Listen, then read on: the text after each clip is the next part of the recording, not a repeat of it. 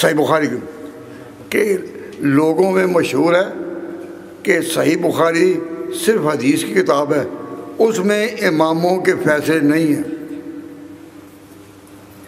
میں علی وجہ اعلان سب کے سامنے کہتا ہوں، صحیح بخاری صرف حدیثوں کی کتاب نہیں، ان میں اماموں کے فیصلے جو انہوں نے اپنے اجتہاد میں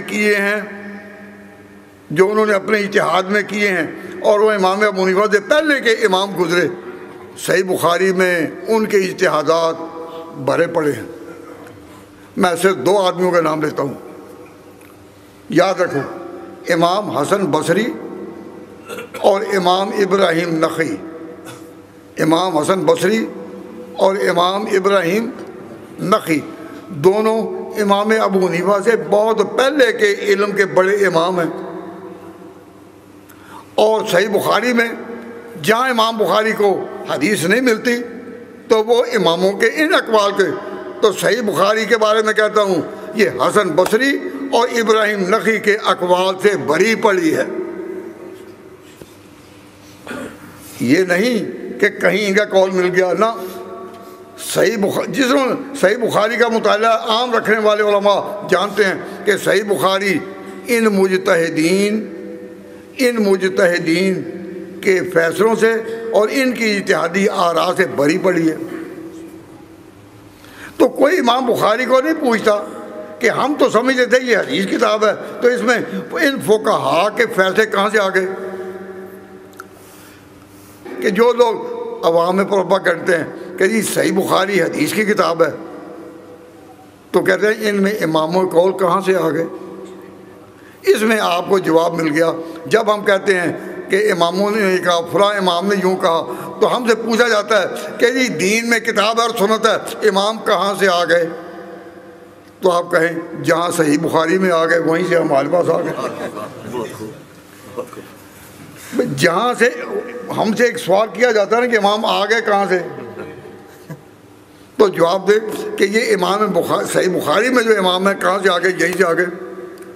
اگر صحیح بخاری نہ ملے تو قرآن کریم تو آپ کے پاس ہے، ہر گھر میں ہوتا ہے، تو وہاں جا کر یہ آیت جو ہے وَجَعَلْنَا لِلْمُتَّقِينَ إِمَامًا، تو جہاں امام آئے اس پر امید رکھے کہ یہاں سے آ گئے۔ اگر قرآن ملتا ہے تو قرآن سے، صحیح بخاری ملتی ہے تو اس سے۔ تو امام بخاری رحمۃ اللہ علیہ نے ایک مقام پر نہیں، میں علی وجہ البصیرت کہتا ہوں کہ صحیح بخاری امام ابراہیم نخعی جو امام ابو حنیفہ کے بھی استادوں کے استاد تھے، اور ان بڑے لوگوں میں تھے جن سے امت کے چراغ آگے جلتے رہے، تو ان کے اقوال سے، حسن بصری کے اقوال سے صحیح بخاری بھری پڑی ہے۔ امام ابو حنیفہ رحمۃ اللہ علیہ کے اپنے استاد حماد ابن ابی سلیمان، ان سے بھی امام بخاری نے ان کے فتوے نقل کیے ہیں، ابو داؤد میں ان کے فتوے نقل ہیں۔ تو حدیث کی جتنی بھی کتابیں ہیں، کوئی کتاب بھی اقوال فقہا سے خالی نہیں۔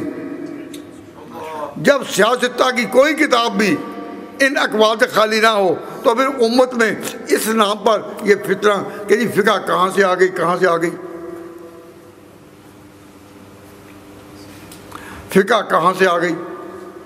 اب میں آپ کے سامنے یہ بات کہہ کر بات ختم کروں گا۔ میں سو تو نہیں گئے؟ تو میری بات سنو غور سے۔ حضور کے صحابہ میں تقریباً کہتا ہوں، حضور کے صحابہ میں 12-14